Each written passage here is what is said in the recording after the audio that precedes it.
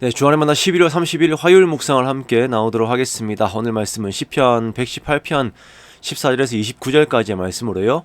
여호와의 오른손이라고 한 제목으로 함께 묵상을 나오도록 하겠습니다. 네, 우리가 나라에 참 어려운 일들을 겪고 있습니다. 그렇죠. 어떻게 계속적으로 나타나는 이런 일들이 우리의 마음들을 힘들게 하고 참 2024년이 이렇게 마무리가 되는가라고 하는 생각들을 하게 됩니다. 그러다 보니까 우리가 내년에 대한 기대들도 참 이렇게 참 믿음이 없으면 너무나도 갑갑하겠다라는 생각들을 하게 됩니다. 이러한 시기일수록 우리가 할 수 있는 것이 무엇인가라는 것들을 주님 안에서 다시 한번 생각을 해보게 됩니다. 우리가 하나님께 계속적으로 기도하면서 그리스도인으로서 빛과 소금으로서 이 시간들을 보내면서도요. 이 우리 주변에 있는 그 사람들, 힘들어하는 사람들에게 내가 조금이라도 이렇게 위로가 되고 힘이 되고 사랑을 나눌 수 있는 그런 존재가 되기를 원한다라고 하는 마음들을 가지고서 그렇게 함께 나아가는 우리가 되기를 원합니다. 제 주변에도 이제 직접적으로 이러한 일들과 관련되어 있는 분들이 좀 계시긴 해요. 그래서 그분들에게 제가 할 수 있는 어떤 위로와 조그마한 어떤 위로할 수 있는 어떤 선물 같은 것들을 좀 드리는 것이 도리가 아닌가라고 하는 생각들을 이렇게 또 하게 됩니다.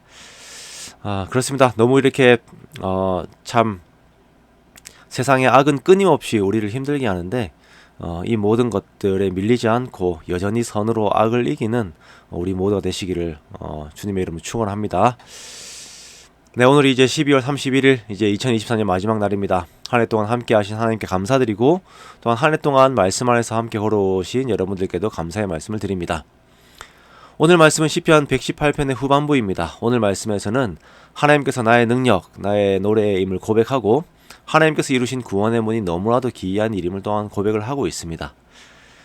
성경에서는 하나님의 능력을 표현할 때에 오른손으로 표현을 많이 합니다. 오른손은 능력이고 또한 힘을 말하는 것입니다.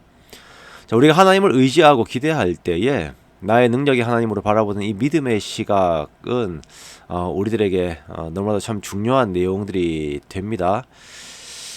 그 하나님, 나는 연약하지만 우리의 상황은 연약하지만 크신 하나님으로 말미암아서 또한 우리가 현재와 미래를 어떤 이김의 성격으로 우리가 바라볼 수가 있는 것입니다.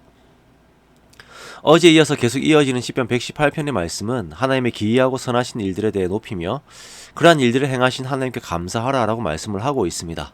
하나님의 선하심과 인자하심의 영원하심을 노래를 하고 있지요.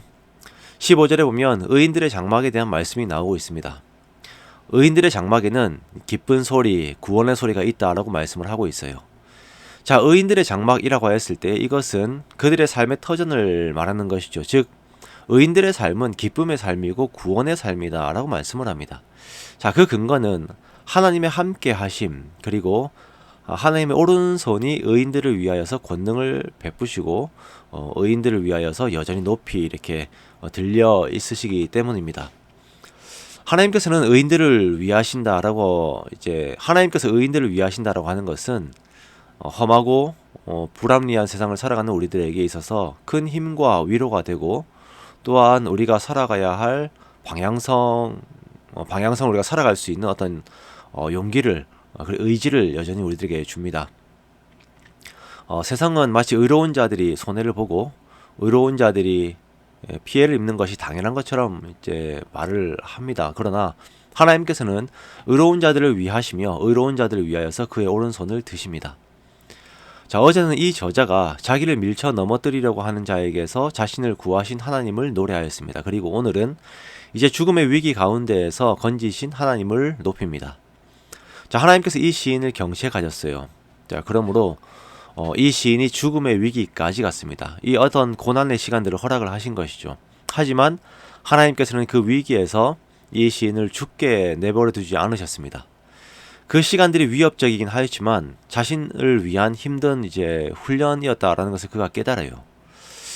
그 순간에도 하나님께서 자신을 위하고 계셨기 때문에 그 시간이 단순한 그냥 삶에서 위험한 그런 순간이 아닌 훈련의 시간이 되었습니다. 하나님께서 허락하신 고난과 거친 훈련의 뒤에 이 저자는 이제 의의 문으로 들어가겠다라고 선언을 하고 있습니다. 예루살렘의 성전 문 안으로 들어가서 하나님께 감사와 찬송의 예배를 드리려고 하는 것입니다. 과거 자신이 어려움과 힘듦의 시간들 속에 있었지만 하나님께서 그를 연단하시고 하나님께서만 그에게 구원의 근거가 되심을 또렷하게 보이셨습니다. 이 어려움의 시간들로 인하여서 시인과 하나님의 관계가 더욱 투명하게 되는 것입니다. 그래서 이 내용에 감사하며 시인은 구원의 문으로 예배 장소로 들어가 하나님을 높입니다. 자, 이 시인은 현재 자신이 받은 은혜의 내용들을 언급하면서 건축자의 버린 돌이 머릿돌이 되었다라고 고백을 합니다. 자, 이 의미는 큰 위기 속에 있음으로 인하여 별로 가치 없는 존재로 여김을 받았던 자신이 건축에서 가장 중요한 머릿돌이 되었음을 고백을 하고 있습니다. 자, 이것은 예수님께서 자신에 대해 표현하실 때에도 쓰셨던 은유인데요. 하나님께서는 세상에서 가치 없어 보이는, 약해 보이는, 또한 고난 가운데 있는 자들, 그 의인들을 사용하셔서 하나님의 나라에서 가장 귀하게 쓰이는 자로 세우시는 분이십니다. 예수님을 그렇게 세우셨고 의인에 속한 우리들 또한 그렇게 세우시는 분이십니다.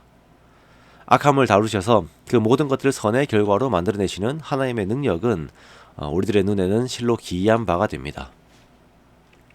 선하시고 인자하신 하나님, 그리고 우리를 위하시는 하나님, 모든 악을 다 다루시면서 그 모든 것들을 합력하여 선으로 이루시는 하나님의 오른손이 나를 위하신다라고 하는 것은 우리들에게 너무나도 큰 힘이 되지요. 우리의 인생을 바라볼 때에 나를 위하신 하나님의 오른손을 바라보고 있는 사람과 그렇지 않은 사람은 참 다른 삶을 살게 됩니다.